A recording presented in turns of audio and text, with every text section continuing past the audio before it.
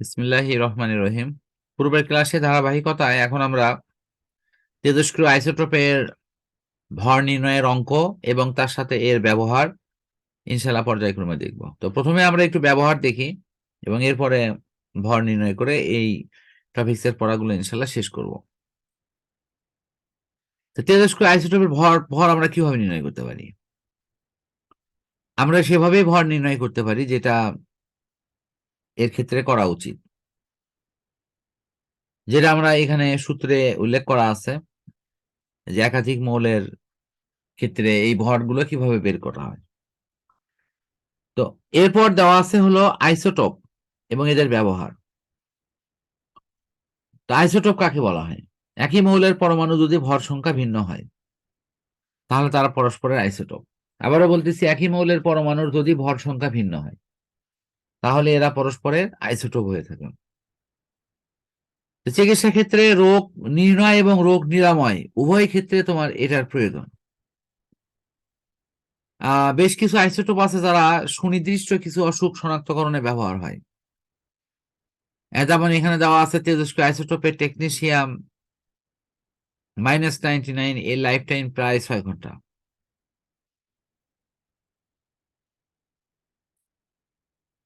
এখন কৃষি ক্ষেত্রে ফসলের পুষ্টি বৃদ্ধিতে আইসোটোপের ঝুলিমেলা ভার। বিভিন্ন পোকামাকড়ের আক্রমণ থেকে আইসোটোপ আমাদেরকে সুরক্ষা দান করে থাকে। ক্ষতিকর পোকামাকড় নিয়ন্ত্রণ। তবে আমাদের অবশ্যই এমন কোনো পদক্ষেপ নেওয়া যাবে না যেটা প্রকৃতির সাথে বিরূপ হয়। পোকামাকড় মানে ফুল ফল এগুলো সব বিলুপ্ত হয়ে যায়। ফসলের মান নির্ণয়ন।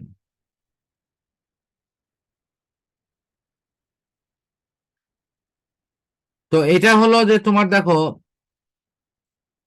আমরা দৈনন্দিন জীবনে কৃষি কাজের নানা সেক্টরে এই অপশনগুলো ব্যবহার করে মানুষ কিন্তু উপকৃত হতে পারে।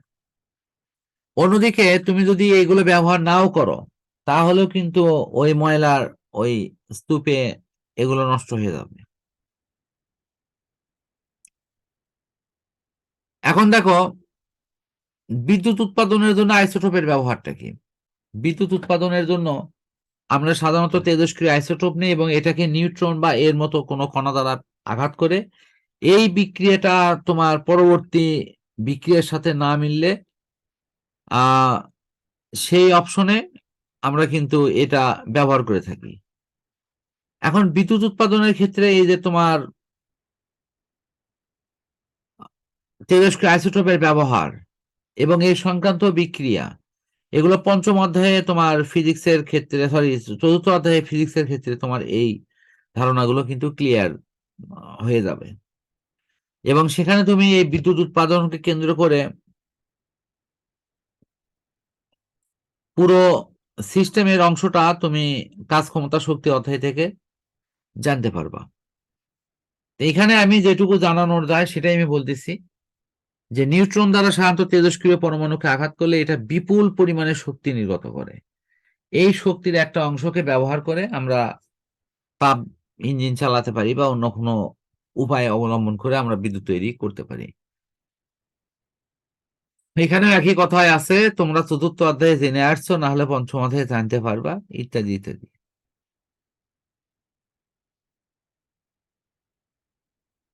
দেখো, পাবনা জেলার রূপপুর পারমাণবিক বিদ্যুৎ কেন্দ্রে যে তোমার বিদ্যুৎ উৎপন্ন হওয়ার ব্যাপারটা কাজ করছে, এখানে এই ধরনের কিন্তু অবকাঠামো আছে এবং এই অবকাঠামোতেই আমাদের প্রথম যে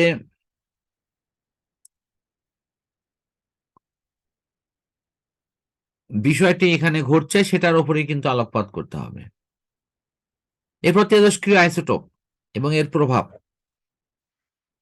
আসলে তেজস্ক্রিয় মৌলের যদি ভর একাধিক হয় তাহলে তারা পরস্পরের আইসোটোপ হয়ে থাকে। এখানে দেওয়া আছে, এটা তুমি সংখ্যা আকারে যদি পড়ো, যে কোনো অপশন থেকে কিন্তু আমরা এটার বিরোধিতা করা বা এটাকে সংজ্ঞায়িত করার বিষয়টি কিন্তু কাজ করে। কিন্তু এখন বিষয়টা হলো তেজস্ক্রিয় আইসোটোপের ক্ষেত্রে আমরা সাধারণত একমুখী পড়াগুলো দেখি, যে আইসোটোপ যেটা তেজস্ক্রিয় পদার্থ নিঃসরণ করে থাকে তাদেরকে বলা হয় তেজস্ক্রিয় আইসোটোপ। এখন আসো তোমার লাস্ট অপশন, যে পোকামাকড় যদি কাউকে দংশন করে তাহলে সে বাঁচার জন্য কি করতে পারে? হ্যাঁ, সে বাঁচার জন্য তোমার এই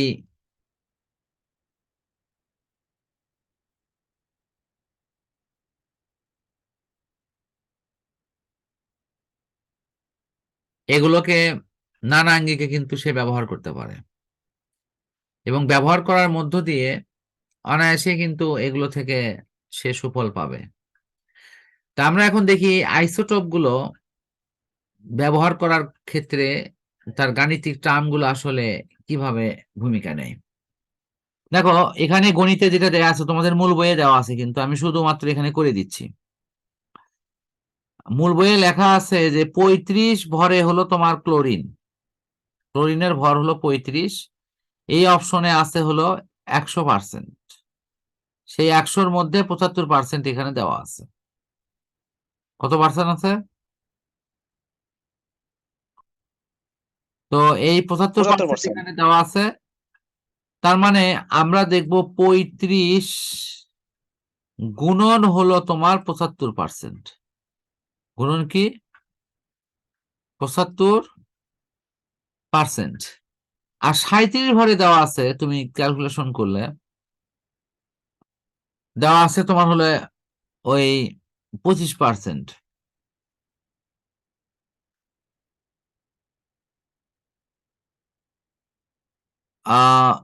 এটা একটু বাংলা ইংলিশ মিক্সচার হয়ে গেল, এটা 5 এত পার্সেন্ট।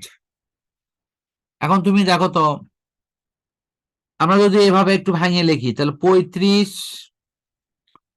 ভাগ হলো তোমার কত?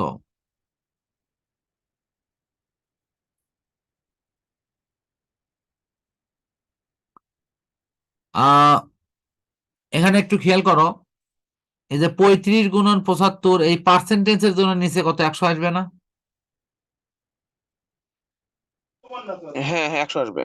আর এটার জন্য কি 100 আসবে না? দেখো তো, যোগ, এই যে 25%-এর জন্য 100 আসবে না? হ্যাঁ 25%-এর জন্য 100। তাহলে আমি এই 37 এর সাথে 25% ইয়ে করে দেই, ওই এই 25, আমি মনে হয় একটু ভুল লিখলাম, এটা 37 হবে, এটা হলো।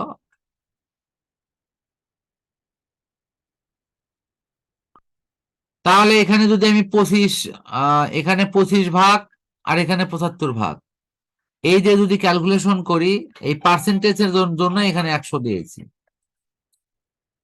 এই যে যদি আমি ক্যালকুলেশন করি তাহলে তুমি ক্যালকুলেশন করে দেখো, এটা 35.5 আসবে। 35 কত 5 আসবে। এবং তুমি দেখো তাই দেওয়া আছে, তোমার কাছে যদি বই থাকে তুমি বই এখনই দেখো। জি স্যার 25.5। এখন এই ক্যালকুলেশন তুমি নিজে করবা, আর তোমার বইতে হয়তো একটু শর্টকাট করা আছে, এগুলো একবারে 2-1 লাইন লিখে ছেড়ে দেওয়া আছে। আশা করি এটা বুঝতে পারছো। জি স্যার। এখন পরের স্যার পৃষ্ঠায় তুমি মোটামুটি আমি যাও। বুঝতে পারছি। হ্যাঁ, পরের পৃষ্ঠাতে দেখো কপারের একটা অঙ্ক আছে। একটা কপার খুব হৃষ্টপুষ্ট, আর একটা কপার কিন্তু অতটা নয়। তো কপারের অঙ্কে 29 যে এই সিস্টেমটা মিলানো আছে।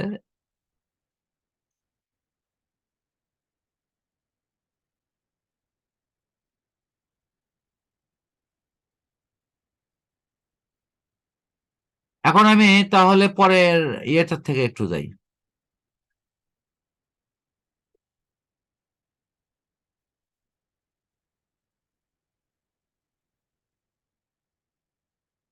আহ এখন আমার বলো তো, এই যে আমরা যে ইয়েটা নির্ণয় করতে চাচ্ছি তার সংজ্ঞামূলক অপশনটা কি হবে? অর্থাৎ এই যে আইসোটোপের ক্ষেত্রে এখানে ক্লোরিনকে আগেই আমরা নিয়ে নিচ্ছি, সেটার শতকরা পরিমাণটা বের করা।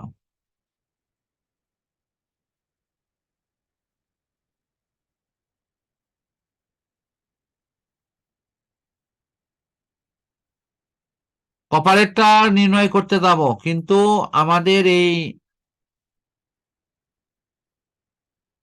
মানে একটু আগে যে উদাহরণটা দিলাম সেখানে কি এটা কি ক্লিয়ার হয়েছে?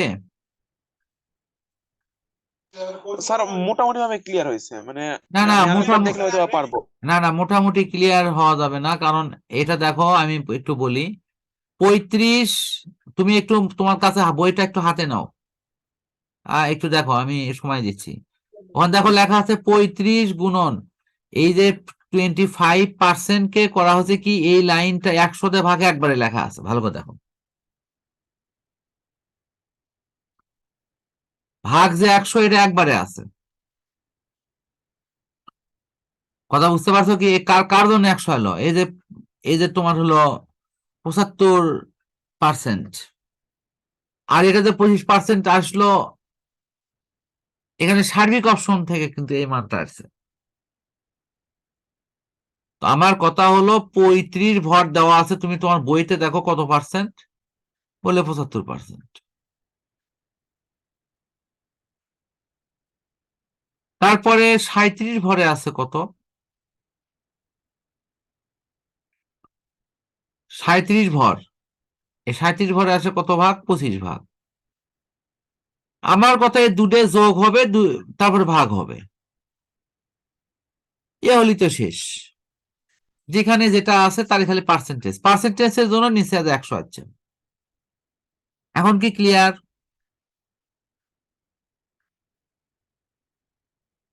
জি স্যার, এখন ক্লিয়ার। এখন ক্লিয়ার। আমার মনে হয় আমি তোমাকে ওই পরের অঙ্কটা একটু বুঝিয়ে দিচ্ছি। ওই অঙ্কটা দেওয়া আছে কপার দিয়ে। কপারের বিন্যাস কি বলতো? 1 2 2, তারপরে 3,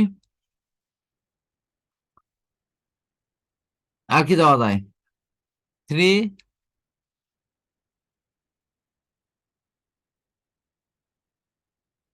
এরপরে আবার 3। তাহলে আমাদের এই যে কপারের ক্ষেত্রে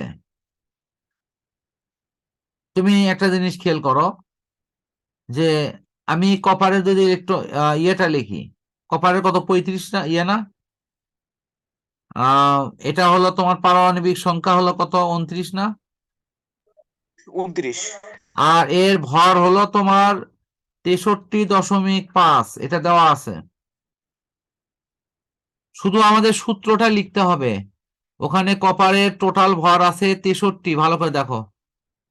মনে করো 63 ভরের আইসোটোপ আছে X%, যোগ অবশিষ্ট এই 63.63 বিয়োগ হলো কত,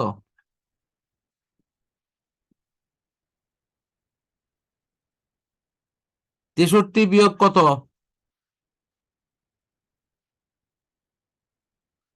এখানে 63, ওখানে ভর মনে হয় দেওয়া আছে 65 দেওয়া আছে, দেখো ভর 65 দেওয়া আছে না, এই যে জি স্যার, 65, 65। হ্যাঁ 65 ভরে তোমার হবে হলো এই 65 ভর, এটার সাথে গুণ হবে হলো ওই 100 বিয়োগ হলো, 100 বিয়োগ হলো এক্স, এটা গুণ করবে, এই যে 100 বিয়োগ এক্স, এত পার্সেন্টেজ এর সাথে গুণ হবে। তাহলে এখানে তোমার এই টোটাল পরিমাণটা হবে 63.5। এখন এই অংশ, এই যে যেটা লিখলাম, এই অংশকে নানান আঙ্গিকে কিন্তু লেখা যায়। তুমি এই যে পার্সেন্টেজকে যদি ডাইরেক্ট এভাবে লেখো, যে 63 ভরে দেওয়া আছে 63x, কি লেখা যায় না, চোখ এই পাশে তোমার একবার সহজ করে দিলাম, এই যে 65x, তারপরে হলো তোমার, এর অবশ্য মাইনাস আসবে, এরপরে কি আসবে, 65 গুণন কত, 100 minus x. X, 100 minus x, তার মানে এখানে হবে মাইনাস তারপরে এক্স,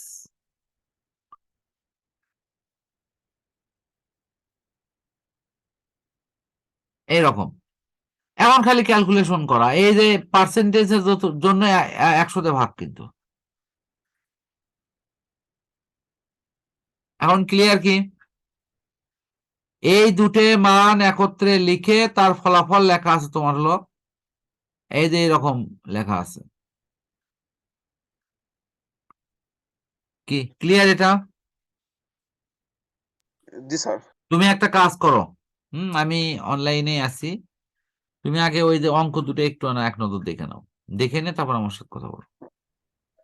আচ্ছা স্যার, আমি দেখতেছি তাহলে। হ্যাঁ দেখো, কোথাও প্রবলেম হলে আমি আবার বুঝে দিচ্ছি। এই যে এটা 100 দিয়ে ভাগ হওয়ার পেছনে মূল কারণ হলো যে তুমি যদি X% দাও, সেই X% মানেই হলো X ভাগ হলো 100। এখন বুঝছো?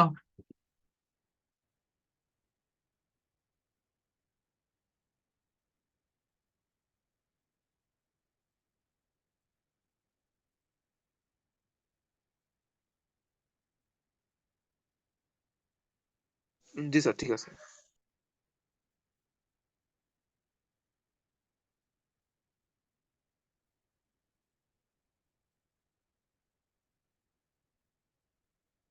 তাহলে এই প্রশ্ন ক্লিয়ার?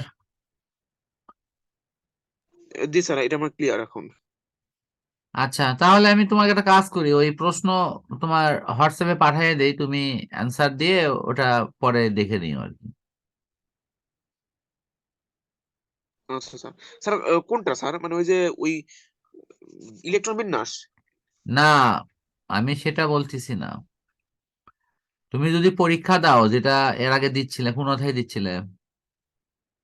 স্যার যে পদার্থবিজ্ঞান। পদার্থবিজ্ঞান। এখন এই রাত্রিরে আর রাত না জাগে, আমি হোয়াটসঅ্যাপে তোমার কোশ্চেন একটা পাঠিয়ে দিয়ে রাখি, তুমি আমাকে শুধু বলো ওকে যে স্যার। স্যার এত নম্বর পর্যন্ত পরীক্ষাটা হয়েছে, মানে প্রশ্ন ওই যে সিরিয়াল নম্বর আছে না একটা, হ্যাঁ তুমি খালি লাস্ট বলো যে স্যার হ্যাঁ এত স্যার। নম্বর পর্যন্ত হয়েছে, তারপরের কোশ্চেন স্যার আমি ওটা দিয়ে দেবো। হচ্ছে অধ্যায় কত? 239 নাম্বার প্রশ্ন। অধ্যায় গতি কত? অধ্যায়। অধ্যায় কত? দুই দুই দুই অধ্যায় 2, গতি অধ্যায়ের 200। 39 মতো হয়েছে। আচ্ছা, 239-এর পরের কোশ্চেন আমি তোমাকে একটা পাঠিয়ে দিচ্ছি, ওইটা তুমি এখন রাতের বেলা আর কষ্ট করার দরকার নেই, বুঝছো? ওই কোশ্চেনের নিচে অ্যান্সার থাকবে, তুমি অ্যান্সারটা না হ্যাঁ স্যার। দেখে অ্যান্সার করবা, করে লাস্টে অ্যান্সার দেখো। আর দ্বিতীয় হলো, হ্যাঁ স্যার। ওই ওইটা করার পরে শুধু আমার কাছে হোয়াটসঅ্যাপে তার রেজাল্টটা খালি পাঠিয়ে দিবা, যে স্যার এতর মধ্যে স্যার, এত। আর কিছু লেখা লাগবে না। আর এটা তুমি স্যার পরীক্ষা একটু দিবে। স্যার ভুল হয়েছিল স্যার। হ্যাঁ শোনো, আমি বলি এটা পরীক্ষা স্যার। দিবে কালকে, আমি বলি একটু কথা শেষ করি। এটা পরীক্ষা দিবে কালকে, তুমি তোমার একটা সুবিধা মতো সময় দিয়ে তুমি আমাকে রিপোর্ট পাঠিয়ে দিও। কারণ হলো আজকে এই যে রাত, এখন এই যে 11টা থেকে তুমি যদি আবার জাগো, পরে সকালে উঠতে কষ্ট হবে। কোনো দরকার নাই, কালকে তুমি আরাম মতে বসে এই পরীক্ষা দিও, যে হ্যাঁ স্যার। কোনো সময়। কথা বুঝছো? জি স্যার।